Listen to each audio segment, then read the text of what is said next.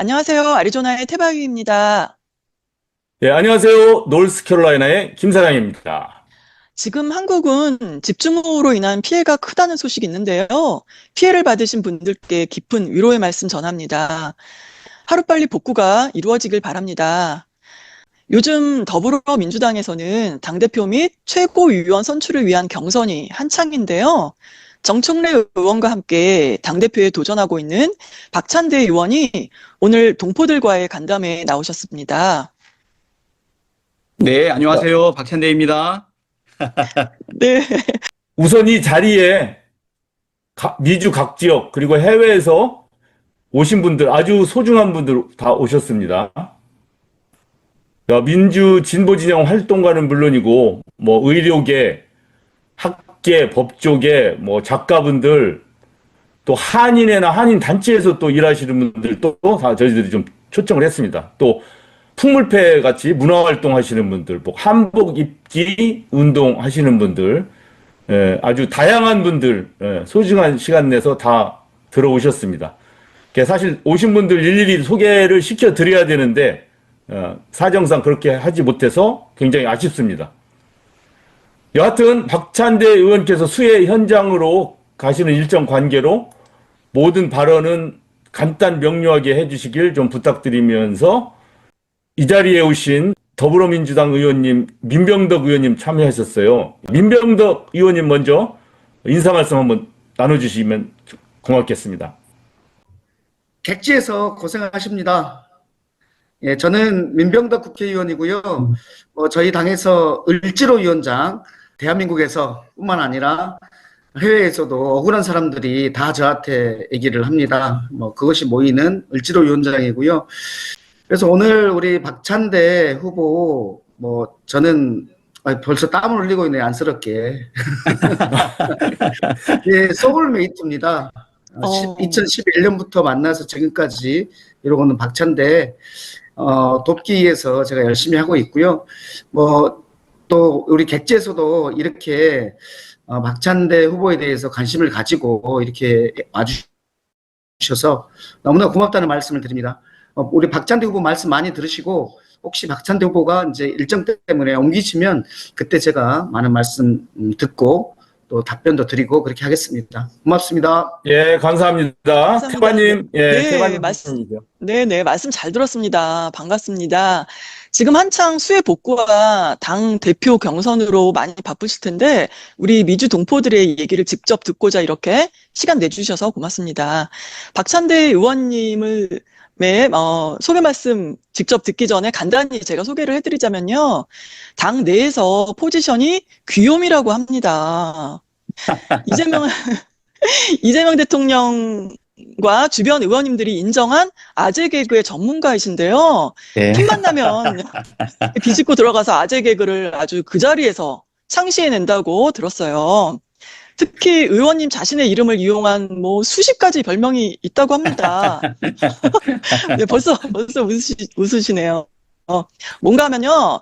알찬대, 기똥찬대, 찬대원대, 대찬대, 가열찬대, 보람찬대, 일찬대, 기찬대, 등등. 이 정도면 대단하죠. 이런 별명을 본인 스스로 이렇게 지으신대요. 근데 우리 미우새에도 좀 비슷한 분이 계시긴 한데요. 그러면은 제가, 여기서 또 이름 짓기는 네. 또 제가 일가견이 있죠. 예, 저희가 염소를 기르는데 우리 농장의 염소 이름을 제가 다 줬습니다. 그래서 이름 짓기의 달인이라 제가 오늘 한번 도전을 좀 해보고 싶은데. 어머, 예. 제 작품 두 개를 마련했어요. 작품 두 개를 듣고 태반님이 한번 점수를 줘보세요. 알겠습니다. 첫 번째 작품은 박찬대, 이름만 들어도 가슴이 박찬대요? 이거 어때요? 어머, 벅찬데요. 좋습니다. 박찬대. 근데 이거는 이제 어머, 박찬대요? 이거를 조금 인토네이션 이제 아, 억양 좀 높여줘요. 박찬대요? 이렇게. 네, 또 두 번째요. 예, 지금 이거 별로 재미는 없을 것 같지만 나중에 중 끝나고 이제 주무실 때 또 이거 생각하면 또 갑자기 크크 소리가 나올 수가 있어요. 그러니까 잘 외우시기 바랍니다. 가슴이 박찬대요? 이거. 나가서 외우시고. 자, 두 번째. 네. 네, 네. 두 번째 작품. 예, 자, 민주 있는 곳에 박찬대, 개혁 있는 곳에 박찬대, 어머, 가슴 벅찬 박찬대. 이거 어때요? 와. 어, 자, 첫 번째가 좋아요, 두 번째가 좋아요. 박찬대 의원님? 네. 둘 다 좋은데요. 네. 근데 네. 이제 벅찬데 그거 좋은 것 같아요. 벅찬데. 가슴 벅찬 박찬대. 예. 네. 네. 아유, 자, 여기서, 예. 자, 음, 우리 이름만 들어도, 사실은, 왜냐면 이 농담이 아니고, 사실 박찬대 의원님을 저희들이 해외에서 많이 본 거는 그 계엄 때였어요. 계엄 때. 그렇죠. 그때 12월 사실 지금은, 예, 이렇게 뭐 피를 흘리지 않고 지나갔으니까 우리가 그냥 이렇게 웃으면서 하지만 사실 큰일 날 뻔했지 예, 그렇죠. 않습니까? 맞아요, 맞아요. 예, 그때 시민들뿐만 아니라 의원님들이 하나하나 그때 할 때, 원내 대표로서 또 당대표 직무대리로서 보여주신 모습을 생각하면 사실은 정말, 정말 감사하죠. 맞습니다. 그런 뜻으로, 농담 한번 네. 해봤습니다. 자, 자, 박찬대 의원님 인사 말씀 부탁드리겠습니다. 예, 반갑습니다. 우리 존경하는 미국, 호주, 독일 등 세계 각국에 계신 우리 당원 동지 여러분. 네, 안녕하십니까. 더불어민주당 당대표 후보 기호는 2번 박찬대입니다. 지구 반대편 저 멀리 타국에서 대한민국의 위상을 높이고 고국의 발전과 민주당의 발전을 누구보다 뜨겁게 응원해 주시는 우리 재외 동포 여러분들을 만나 뵙게 되어서 정말 기쁜 마음입니다. 외국에 나가면 다 애국자가 된다고 하는데 우리 대한민국의 소식을 누구보다도 정말 관심 있게 지켜볼 것 같습니다. 2016년 국정농단 때도 또 2024년 불법 비상계엄 때도 얼마나 졸이는 마음으로 고국인 대한민국을 지켜보셨을까 생각되는데요. 그래도 우리 주권자인 국민들과 함께 국정농단도 이겨내고 그리고 다시 내란도 이겨내지 않았습니까? 저는 우리 외국에 계신 우리 재외 국민들께서 마음을 모아주셨기 때문에 그 마음이 모아져서 하늘도 감동시키고 대한민국을 내란에서 극복하게 하고 이재명 정부도 만들어낸 것 아닌가 생각합니다. 특히 지구 반대편 저 멀리 타국에서 대한민국의 위상을 높이고 고국의 발전과 민주당의 발전을 누구보다 뜨겁게 응원해 주시는 여러분들을 만나 뵙게 돼서 다시 한번 기쁜 마음입니다. 지금 현지 시각이 다 다를 텐데요. 이렇게 귀한 시간 내어주셔서 진심으로 감사드립니다. 지금 한국은 200년 만의 폭우 또는 400년 만의 폭우로 인한 많은 국민들이 어려움을 겪고 있습니다. 그래서 오늘은 민주당 의원들이 모두 모여서 가평에서 수해복구 활동을 하고 있고요. 저도 지금 민방위복으로 갈아입고 나서 여러분들께 인사드리기 위해서 잠깐 의원 사무실에 있습니다. 인사 마치고 이동하면서는 온라인을 통해 가지고 여러분들의 말씀을 듣도록 하겠습니다.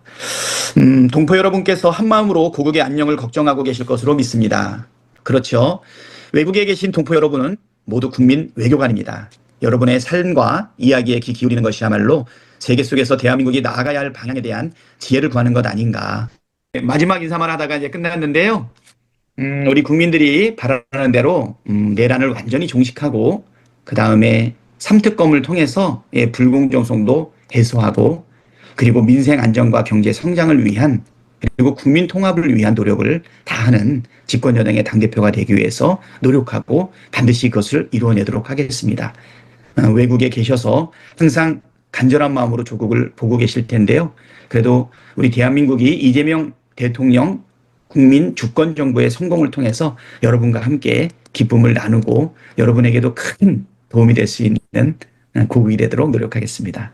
여러분 사랑합니다. 힘내십시오. 네, 고맙습니다. 말씀 잘 네. 들었습니다. 그럼 우리 미주 동포들이 재외 동포로서 궁금한 점이나 개선해야 할 점 등에 대해 질문해 보겠습니다. 미리 보내드린 질문에 대한 답을 박찬대 의원님께서 해주시고 또 시간적 여유가 있으면 참여하신 분들의 질문을 직접 받도록 하겠습니다. 채팅창에 질문과 본인 이름 그리고 지역명을 올려주시면 몇 가지만 골라서 질의응답을 하겠습니다. 그리고 지금 대담에 앞서 단체 사진을 찍고 시작하겠습니다. 모두 카메라를 켜주세요. 네, 다 카메라 켜셨나요? 자, 그러면은 카메라 앞을 잘 보시고요. 제가 하나, 둘, 셋 하면 찍겠습니다. 자, 하나, 둘, 한 번 더요. 하나, 둘. 네, 됐습니다. 고맙습니다. 네. 네. 자, 그럼 시작하겠습니다. 박찬대 의원님, 먼저 네네. 당대표란 게 무슨 일을 하는 어떤 자리인가요? 당대표는 우리 민주당의 최고 일꾼이 되는 것이죠. 예, 지금 우리 민주당은 당원들이 한 500여 명 되고 있습니다.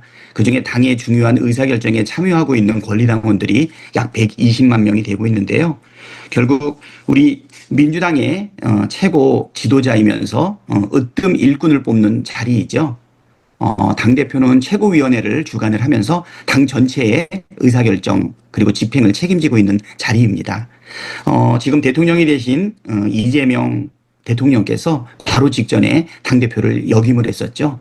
대표적인 분이라고 한다 그러면 김대중 대통령님, 그다음에 문재인 대통령 이런 분들이 당대표를 수행을 하셨다. 이해찬 대표님까지 이렇게 말씀드릴 수 있겠습니다. 네, 잘 들었습니다. 굉장히 중요한 자리, 그리고 중요한 임무를 맡는 그런 자리군요. 자, 다음 질문은요. 해외 동포들은 사업의 기회도 주어지고 장기적으로 남북 화해 및 평화 공존의 계기도 된다는 점에서 남북 경제 협력이 다시 활성화되기를 기대하고 있는데요. 이에 관해서 의견 부탁드립니다. 네, 정말 1945년도에 일제강점에서 벗어나서 지금 80년이 경과했습니다. 어떻게 보면 우리 민족 최고의 관심은 한반도의 평화 또 넘어서 안정을 지금 바라고 있고 사실은 우리의 소원은 통일이라는 말도 있지 않았습니까? 80년이 경과하게 되면서 우리 민족 간의 그 갈등이 지금 해소되지 않았는데요. 제가 블라디보스톡에 갔더니 신안촌 기념비에 이런 말이 쓰여 있더라고요. 민족 최고의 자랑은 자주와 독립이다. 이런 얘기가 있었는데요.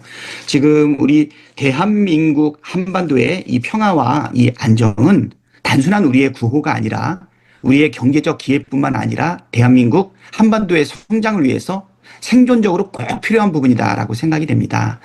지금 무분별한 가치 외교를 지향하면서 국익과 실용 외교를 포기했던 윤석열 정부 때문에 어렵게 만들어지고 있었던 한반도의 평화 기조가 많이 쇠퇴했는데요. 이재명 대통령과 함께 우리 민주당은 남북 간의 평화를 정착시키고 그리고 남북 간의 교류를 통해서 우리 민족 전체가 잘 살고 세계 경쟁력을 가질 수 있는 그런 기회를 가지려고 하고 있습니다. 특히 외국에 계신 우리의 재외 국민들께서는 한반도의 평화와 안전 그리고 사업의 기회를 무엇보다도 중요하게 생각하고 있을 텐데요. 실용 외교, 국익 외교 그리고 우리 국민들의 사업 기회와 발전을 위해서 최선의 노력을 다하도록 하겠습니다. 네, 고맙습니다. 우리가 해외에 나와서 이렇게 살면서 정말 간절하게 느끼는 게 통일, 그리고 하루빨리 종전, 이것만큼 중요한 게 없다고 생각합니다. 자, 네. 다음은요. 세계적으로 팬덤 정치가 시작된 이후 더불어민주당 내에서도 특정한 정책이나 직책의 인물 선출에 있어서 강성 지지층 주장과 소속 국회의원 및 일반 유권자 사이 의견이 다른 경우가 종종 있고 이것이 꽤 큰 파열음을 일으키기도 하는 것을 봐왔는데요. 당대표가 되신다면 이런 점을 어떻게 처리할 계획이신가요? 지금 노무현 대통령께서 이런 말씀을 하셨어요. 민주주의 최후의 보루는 깨어있는 시민의 조직된 힘이다. 저는 2009년 5월 달에 노무현 대통령 노제에 참석하고 그 말씀이 내 가슴에 새겨져서 깨어있는 시민의 조직된 힘이 무엇인지 그거를 찾고 그리고 함께 어울리는 보다 보니까 지금의 원내대표를 거쳐서 당대표에 도전하게 되었거든요. 아까도 말씀드렸지만 우리 당원들이 중요한 의사결정에 참여하고 있는 권리당원들이 약 120만 명 정도가 됩니다. 과거에는 그 우리 민주당의 마음이 어디 있냐라고 하면 여의도를 보고 또 국회의원들을 보거나 또는 계파의 정치 지도자들의 입을 많이 쳐다봤는데요. 지금은 당원 중심의 대중정당으로 지금 민주당이 되어 있습니다. 저는 우리 깨어있는 시민의 조직된 힘이 바로 우리 민주당의 120만 당원 아닌가 크게 보면 500만의 당원인데요.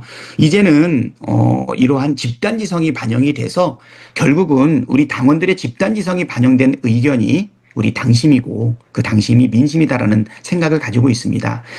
민주주의 체제 하에서 다른 의견과 사실은 의견을 주장하는 가운데서 갈등과 마찰도 어느 정도 발생할 수 있지만 으로 우리 민주당의 깨어있는 시민들의 조직된 힘인 들로 인해서 올바르고 현명한 결정을 해나갈 수 있다 이런 믿음을 가지고 있거든요.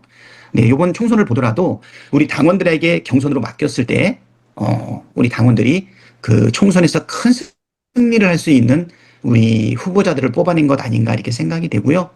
이재명 대통령님 이후에 우리 당은 당원 중심의 대중정당으로 더욱 자리를 차지할 거다 이런 생각이 듭니다. 우리 국회의원들도 이 부분에 대해서 21대까지는 조금 저항이 있었는데요. 이제 국민들의 마음과 당원들의 마음이 다르지 않고 당원들의 마음과 국회의원의 마음이 다르지 않은 상황까지 와 있다 이렇게 보시면 될 것 같습니다. 네, 잘 들었습니다. 깨어있는 시민, 바로 그게 정답인 것 같아요. 민주주의는 누군가가 가져다 주는 게 아니고 우리 스스로 만드는 거잖아요. 네. 그렇습니다. 자, 다음 질문입니다. 지난 12월 이후 지금까지 있지도 않은 것을 사실로 편파적이고 또 폭력을 조장하거나 실제 폭력을 행사하는 개인이나 단체의 거짓 뉴스가 만연해졌습니다. 굉장히 네. 심각한 수준인데요. 언론 표현의 자유다, 뭐 이래서 묵인을 해야 하는지 아니면 법적인 개선을 또 생각하고 계신 게 있는지 궁금합니다. 예, 악의적인 가짜 뉴스, 예, 악의적인 뉴스에 대해서 이 악이라는 부분이 사실 입증하는데 좀 어려움이 있기는 하지만 공동체를 훼손하고 그 다음에 국익을 저하시키고 그리고 부당한 피해를 입히는 이 악의적인 가짜 뉴스에 대해서는 예, 분명하게 사실은 손해배상을 도입해야 된다라고 하는 것이 지금까지 우리 민주당의 일관된 입장이었거든요.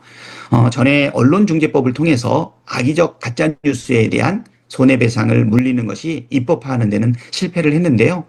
요번 우리 민주당은 이재명 정부하에서 네, 가짜 뉴스에 대한 손해배상을 도입을 해서 가짜 뉴스로 혼란을 일으키는 그런 부분은 근절해야 된다 이렇게 생각합니다. 입법적으로 완결하도록 그렇게 하겠습니다. 감사합니다. 이건 중요한 내용 같아요. 네, 더 이상의 그 가짜 뉴스로 인한 피해자가 없어야겠다는 생각이 듭니다. 네, 자, 다음 질문 김 사장님 해주세요. 예, 다음 질문은 선천적 복수 국적법 요거인데 요 내용 자체가 굉장히 좀 해외 동포들이 전문적으로 알고 어쩌면 네. 한국에 계신 분들은 아무리 정치인이라 할지라도 어쩌면 잘 다루지 않은 수도 있을 것 같아서 이 문제를 지금까지 굉장한 열정을 쏟아서 활동해 오신 우리 DC의 전종준 변호사님께서 직접 박찬대 의원님께 한번 설명을 드리는 방식으로 한번 네, 질문을 네. 드리고 간단한 견해를 들어보는 그런 시간.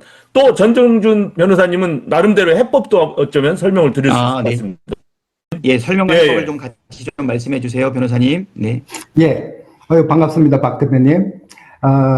선천적 복수국적의 이해를 쉽게 돕기 위해서 제가 질문 하나 드릴게요.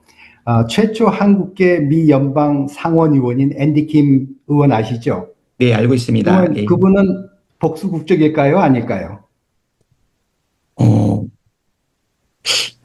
아니실 것 같은데요? 예, 맞아요. 네. 그분은 1982년생이라서 다행히 복수국적이 아닌데, 만약에 출생 당시에 아버지가 영주권자였고, 네. 1983년 5월 24일생 이후부터는 복수국적이 됩니다. 현재 42세까지 전부 다 복수국적이 되는데, 네. 아마 30만 명으로 피해자가 지금 추산되고 있습니다. 네. 미국 공직에 진출할 때, 신원조회할 때, Have you ever held dual citizenship? 이중 국적을 가진 적이 있냐라는 질문에 대부분 no라고 대답을 해요. 그러니까 네. 거짓 진술하는 거죠. 그래서 공직과 정계 진출에 족쇄가 되고 있어요. 이 원인 제공을 누가 했냐면은 2005년 소위 홍준표법입니다. 네. 거기에 의하면은 한인 2세가 외국에서 출생했을 때 네. 18세가 되는 해 3월 말까지 국적 이탈을 안 하면은 병역 의무가 부과가 돼요. 그리고 병역 기피자가 되고 38세까지 국적 이탈을 못하게 돼 있습니다. 여기에 대해서 2020년도에 헌법재판소로부터 헌법 불합치 결정을 받았습니다. 네. 그러나 아직도 권리 없는 의무를 부과하는 위헌적인 2005년 소위 홍준표법을 우리가 고쳐야 되는데 여기에 대해서 개정법안을 발의할 의도가 있으신지요?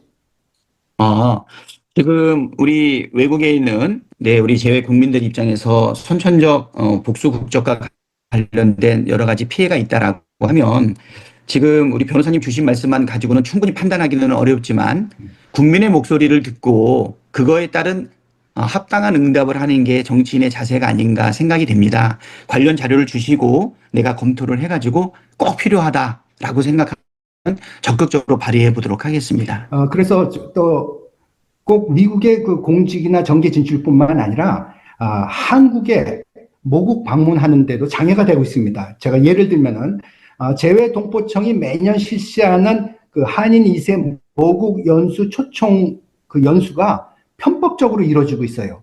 왜냐하면은 선천적 복수 국적자는 반드시 한국 여권으로 한국을 방문해야 돼요. 그리고 아까 말씀드렸던 18세 이상 국적 이탈 미신고자는 한국에 가면은 병역 기피자로 체포가 돼야 돼요. 그러나 법무부나 병무청이나 재외동포청은 이것을 눈 감아주고 여태까지 연수 활동을 하고 있었어요. 네. 잘못된 법을 지키지 못할 바에는 법을 개정해야 되는데 그 법을 개정하지 않고 이렇게 직무유기하는 것에 대해서 국회에서 국정감사를 할 용의가 있으신지? 네, 살펴보도록 하겠습니다. 네. 네. 예. 그리고 마지막으로 현재 그 박지원 의원님께서 작년 12월에 법제실로부터 그 국적법 제14조의 2, 즉 한인 2세 남성과 여성도 포함돼요. 에게 국적 자동 상실하는 법안을 지금 네. 초안을 잡았습니다. 네. 그런데 주위에서 중국 동포가 반대할 여지가 있다라는 이상한 소문을 듣고 박지원 의원님께서 지금 발의를 안 하고 계세요. 그래서 중국은 사회주의이기 때문에 이중 국적을 인정 안 합니다. 아주 무관한 것인데 네. 믿지 않고 있는데 여기에 대해서 돌아가시면은 네. 박지원 의원님께 말씀드려서 해외도가 지금 이 고통을 빨리 발의해서 통과될 수 있도록 해달라라고 부탁하실 수 있는지, 즉 우리는 혜택을 달라는 게 아니라 족쇄를 없애달라는 것입니다. 어떻게 생각하세요? 네. 박지원 의원님께서 깊은 관심을 보이셨는데 지금 약간 주춤하시고 계시다 그 말씀이신 거죠? 그런데 이에 대해서 우리 박지원 대표님도 미국에서 오랫동안 거주하지 않으셨습니까? 예, 그래서 초안을 거기서 만들었습니다. 김대중 그렇죠. 김대중 대통령 만들어내시고 그 이후에 혁혁한 정치적 성과를 내셨는데 누구보다도 우리 재외 국민들에 대한 그 애로를 잘 알 거라고 생각이 되는데요. 평소에도 많이 소통하고 지원도 많이 받고 있는 상황이기 때문에 우리 박지원 대표님과 이 부분에 대해서 깊이 있게 논의하고 필요하다면 같이 행동하도록. 네, 이상입니다. 네.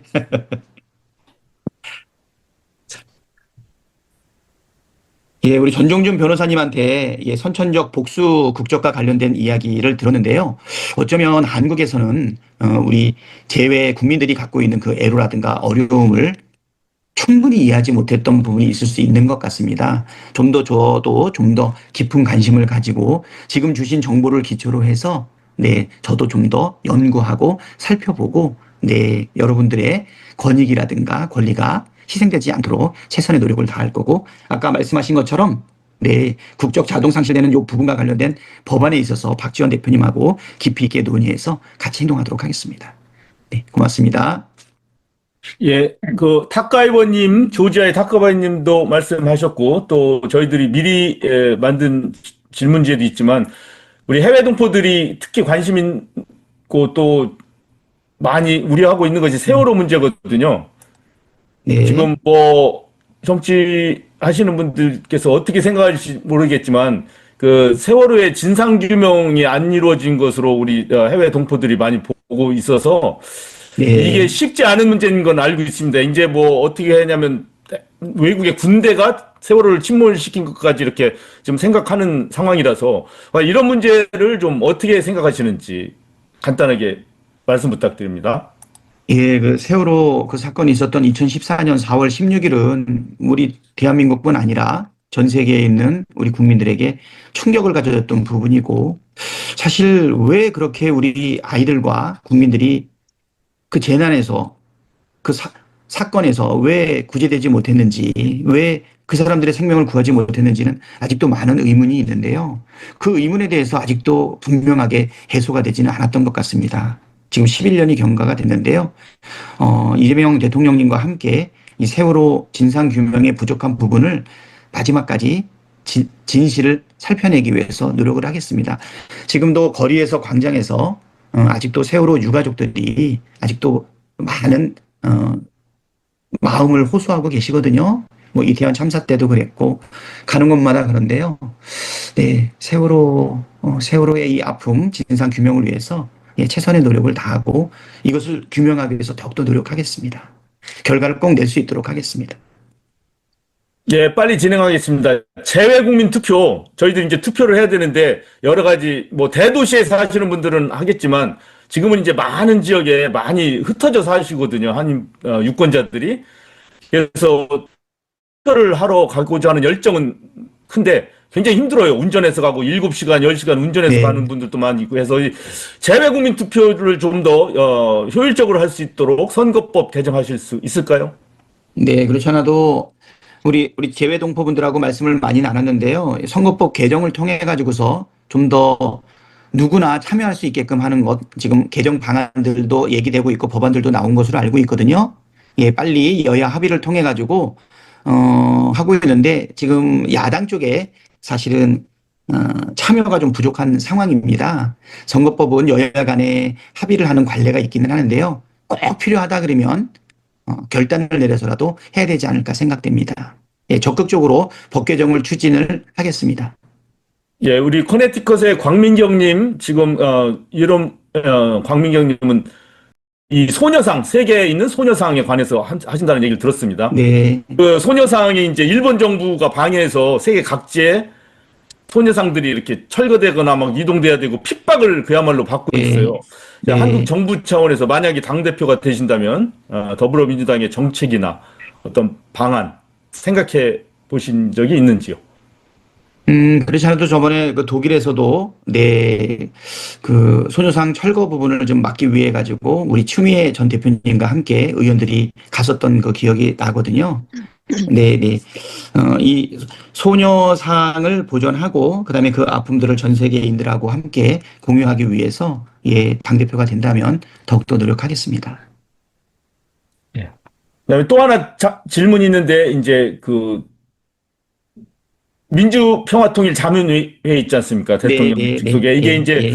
뭐 잘 진행을 하면 세계에 흩어져 있는 한인들이 정말 한반도의 평화와 대한민국의 민주화를 위해서 잘 일을 하실 수가 있을 텐데, 그동안 그 군사 독재 정권에 의해서 사실은 좀 꼭두각시 비슷하게 이렇게 활용이 됐고, 또 예. 미주 지역 내에서는 또 사람들이 이걸 가지고 뭐 내가 더 잘났어 뭐 이런 식으로 약간 불협화음을 일으키는 어떤 그런 요소가 된 적이 있었거든요. 네. 아직 뭐 구체적으로 많이 생각을 이렇게 하지는 않으셨을 거라고 보는데, 사실 이건 어쩌면 우리 해외 동포 자신이 해결될 문제긴 한데, 혹시 그런 거, 자문회의 좀 어떤 개선이나 뭐 아니면 폐쇄 뭐 이런 걸 어떻게 생각하신 적은 있는지요? 예, 민주평화통일 자문회의가 지금 우리 특히 재외 국민들한테 있어서는 뭐 굉장한 활동의 창구인 것 같아요. 힘을 모으기도 하고 또 그 멤버가 되는 거에 대해서 자문위원이 되는 거에 대해서 자부심도 많이 느끼는 것 같습니다. 다만 이제 윤석열 정부 때 예, 민주평통 운영 자체가 굉장히 파행적으로 이루어져서 그 사이에서 갈등도 많이 있었고 사실 그 뜻을 제대로 하지 못했던 것 아닌가 생각이 되거든요.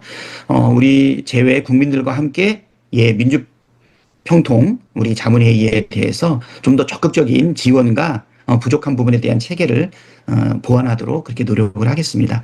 이재명 대통령께서 거기 총재 아니십니까? 그렇죠. 네, 네. 예. 총위원장이시니까 예, 이 부분에 대해서는 좀 더 제도적으로 보완해 나가고 지원하도록 그렇게 하겠습니다. 자, 미리 준비한 질문 여기인데, 이제 즉석에서 지금 박찬대 의원님 또 가셔야 되는데 정말 한두 가지만 박찬대 의원님께 직접 꼭 드려야 되겠다, 이 질문은. 그런 거 받아서 태바 의원님이 한번 진행해 주시죠. 네, 지금 독일 함부르크의 이승현 선생님께서 보내주신 질문인데요. 네. 후쿠시마 핵 오염수, 해양 투기가 시작된 지 곧 2년이 되고 그동안 12차례 해양 투기가 진행되어 왔는데요. 그동안 우리의 관심사에서 사라진 모든 생명체를 위협하는 핵 문제를 지금 상기하고자 계속 이렇게, 활동을 하고 계세요. 지금 모여서 네, 많은 네, 분들이. 네, 네. 근데 어떻게 생각하시나요? 어떤 방안이 있을까요? 예, 우리가 저기 핵 오염수의 그 해양 투기를 막기 위해 가지고 한 2년 전에 정말 전방위적으로 노력을 했는데, 지금 일본 정부에 대한 사실 여러 가지 압박과 뭐 이걸 해결하기 위한 국제적 노력이 같이 이루어져야 되는데, 내란이 일어나게 되면서 사실은 우선순위에서 좀 많이 밀렸던 것 같아요. 계엄을 해제하고 대통령을 파면하고 새 정부를 만드는 일, 이때까지 한 1년 정도는 좀 사실은 우리의 주된 관심사에서 좀 벗어나지 않았나 이렇게 생각이 되거든요. 예, 일본 주변의 나라뿐만이 아니라 전 세계의 생태에 엄청난 영향을 미치는 부분에 대해서 해결하기 위한 노력이 구체적으로 이루어지지 않고 있는데요. 이제는 나라가 지금 정상화가 지금 되어가고 있는 상태 아닙니까? 예, 일본하고의 여러 가지 관계도 사실 재정립해야 되고 협조할 것은 협조하고 압박할 것은 압박해야 되는 국익 중심의 실용 외교를 진행해야 되는데요. 이 후쿠시마 핵 오염수와 관련된 이 처리 부분에 대한 우선순위를 좀 더 높여서 근본적으로 해결할 수 있는 방안에 대해서 깊이 있게 노력하도록 하겠습니다. 네, 고맙습니다. 지금 아쉽게도 지금 박찬대 의원님께서는 이제 수해 지역에 떠나셔야 되셔가지고 이제 더 이상 질문을 받을 수가 없고 마지막으로 인사 한마디 해주시고 이렇게 출발하시면 됩니다.